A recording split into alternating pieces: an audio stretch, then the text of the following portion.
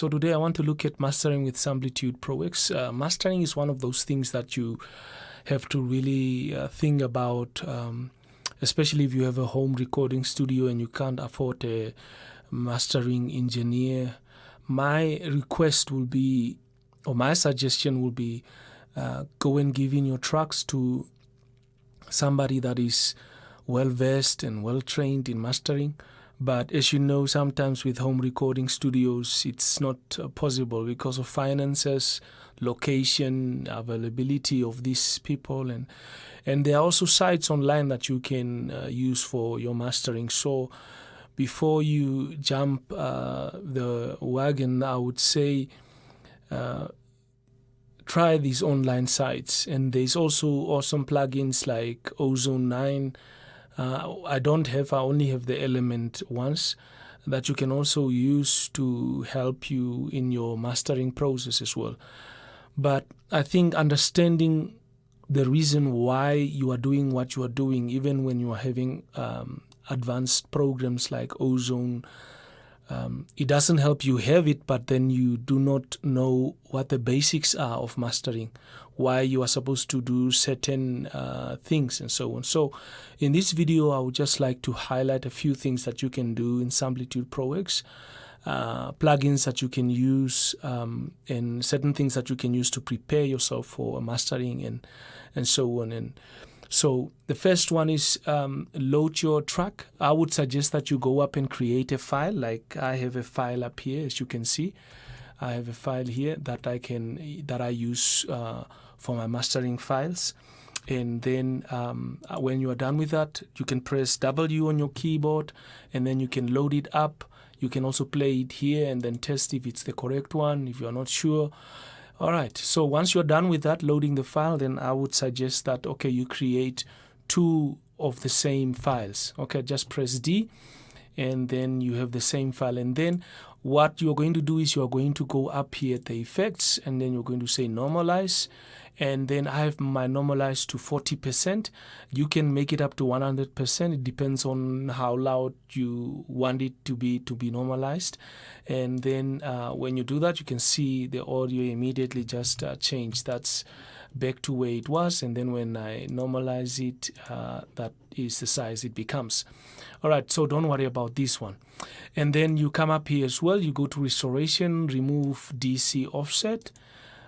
You clear that out, and then you come at your faders, and then you move them in the direction that you want. All right, and then you can double click there, and then you open the object editor, and then you can come at your faders. You can select the different types of faders that you want, the fade in or the fade out here as well, as you can see here. So you can select whatever you want up there.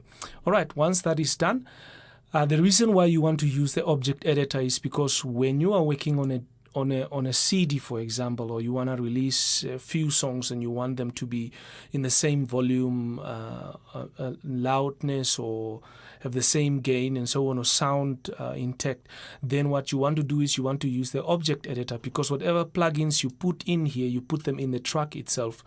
So for example, then I come at my FX, and then I can come in here, frequencies, select my EQ, and then if I go back here, the EQ is only in this audio here, but this audio here is an object editor as well, but there is no EQ plugged in there, as you can see.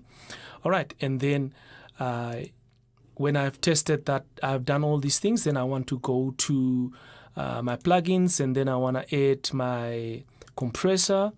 Right, great. And then I want to add my restoration stuff, de-esser. I want to add a let me see, the clicker. I want to add that as well.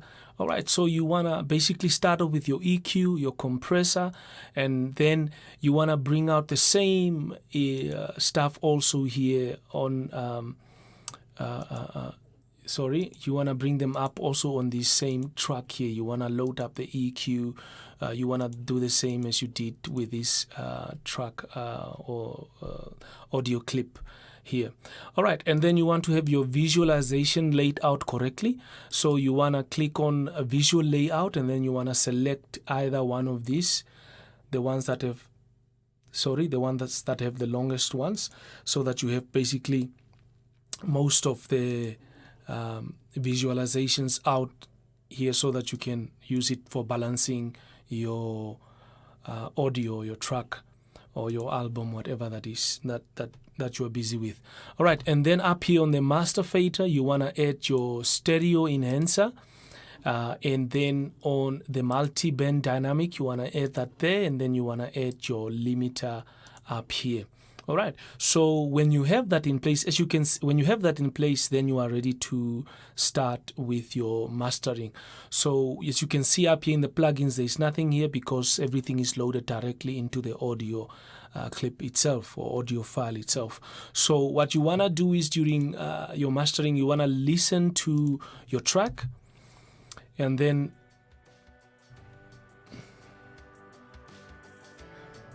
you want to make sure that your picks are up to a good level here. You want to make sure that you are below 0, so that you don't go over. So being in the yellow lane, that's the new red zone. Okay. So, and then once you're done with that, you edit and try and balance it as far as you can. If you guys want me to make a video while mastering, please do make a request. And then once you're done, you can export it. Let me just get rid of this one up here. And then you can come up with file, and then you can export it as an MP3, especially if you have mastered it, or as a WAV file. But I usually just export it as an MP3 once I'm done with my mastering, and then I put it up here. The formats, you can select them here as well, different formats that you want, whether you want high quality, CD quality, how you want it format, stereo, mono. Just be careful with this. Usually I just select stereo up here. All right, and then you can say okay. You can also select export setting, complete CD that you are exporting, or what is it that you are exporting, and then you're in the place where you can export that. All right, so thank you very much. Please like and subscribe.